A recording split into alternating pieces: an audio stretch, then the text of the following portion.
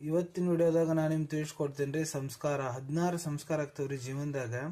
ಈಗ ನಾವು ಹುಟ್ಟಾಗಿನ ಸುಟ್ಟು ಸಾಯು ಮಟ್ಟ 16 ಸಂಸ್ಕಾರ ಆಗ್ತಾವ ನಮ್ಮ ಜೀವನದಾಗ. ಅವು ಸಂಸ್ಕಾರ ಏನೇನಪ್ಪ ಅಂದ್ರೆ ನೋಡ್ರಿ ತಿಳಿಸ್ಕೊಡ್ತೀನಿ. ಗರ್ಭದಾನಂ, ಪುಂಸವನಂ, ಸೀಮಂತೋಪನಯನಂ, ಜಾತಕರ್ಮಂ, ನಾಮಕರಣ. ಮಕ್ಕಳಿಗೆ ನಾಮ ಯಾವಾಗ ಇಡ್ಬೇಕು ಅಂದ್ರೆ ಹುಟ್ಟ ಆದ್ಮೇಲೆ 10 12 ದಿನದಾಗ ಹೆಸರಿಡಬೇಕು.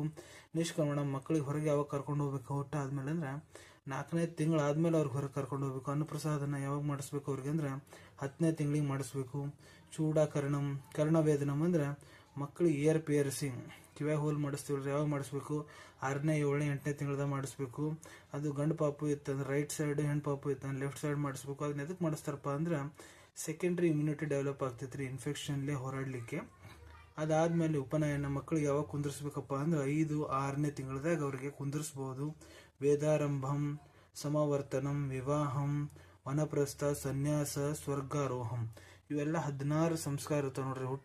ಹುಟ್ಟದ ಸುಟ್ಟು ಸಾಯು ಮಟ್ಟ ನಮ್ಮ ಜೀವನದ 16 ಸಂಸ್ಕಾರ ಆಗ್ತಾವ್ರಿ. ಸಿಗೋಣ ಇನ್ನೊಂದು ವಿಡಿಯೋದಾಗ ಒಂದು ಹೊಸ ವಿಷಯ ಜೊತೆಗೆ. Till then take care. ಧನ್ಯವಾದಗಳು.